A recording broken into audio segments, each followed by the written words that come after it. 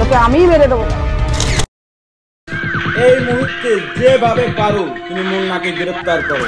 ও বেঁচে থাকলে তো আমি বেঁচে থাকতে পারবো না। মুন্নাকে আজকের মধ্যে গ্রেফতার করে ফেলাবো স্যার, আজকে। Yes sir, yes sir, yes sir. যেভাবে পারো তুমি মুন্নাকে গ্রেফতার করো। আপনারা পারেন, আপনারা কঠিন মাল। সাপ কামড় মারেন, ও যায় বিষ তোলেন।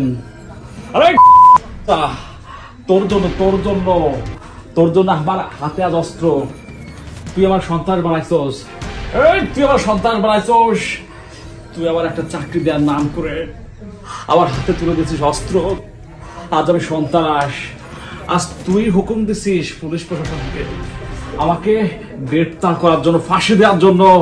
খোদার কসম আমার ফাঁসি হয়ে যাবো, আমি জানিস। কিন্তু এই মুন্না বানানোর কারখানা আমি রাখবো না। আচ্ছা আমি তো রাখবো না।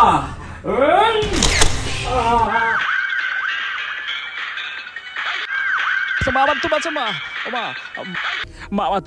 তুই বাঁচা, মা আমি এদেশের একজন মন্ত্রীর বাইরে ফেলাইছি, মা আমি অনেক মানুষের বাইরে ফেলাইছি, মা বাংলাদেশের সরকার আমার এক কোর্স পাইট দিছে, মা আমার বাইরে ফেলাবো, ও মা আমার তুই বাঁচা, মা এই পুলিশ এই অস্ত্র সবার ধরে ফেললে আমার ফাঁসি দিয়ে দেবো, মা এই অস্ত্র তোমাকে রেখে দাও, মা তোমাকে রেখে দাও। বাদন ছোট ভাই আমার তুই এক বছর বদলে দেবো, আমার খুব বদল নেশা লাগছে। এ ভাই আমার এক বছর বদলে দে, ভাই আমার এক বছর বদলে দে ভাই। ও মা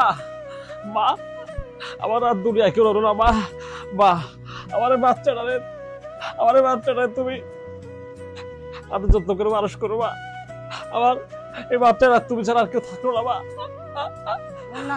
তোর বুকে খুব কষ্ট বাবা, তোকে কেউ মারতে পারবে না বাবা, তোকে আমিই মেরে দেবো বাবা। মা তুই আমার গুলি করলি, মা পৃথিবীর কেউ না তুই জানিস, মা আমি কেন সন্তান, তুই ভালো করছিস, মা আমারও মায়েরা ভালো করছিস, মা।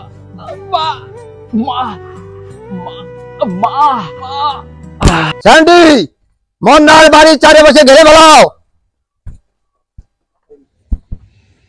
আপনার ছেলে মুন্না কোথায়? ওই যে শুয়ে আছে। দারোগা সাহেব, আমার ছেলেকে আমি নিজে হাতে খুন করেছি, আমাকে অ্যারেস্ট করুন। দারোগা সাহেব আমাকে অ্যারেস্ট করুন। আপনার ছেলেকে আপনি খুন করে ফেলেলেন? ওরে উচ্চ শিক্ষিত করেছি, এদেশের সরকারের উচিত ছিল ওকে একটা চাকরি দেওয়া, চাকরি না দিয়ে ওকে অস্ত্র ধরে আমাকে অ্যারেস্ট করুন।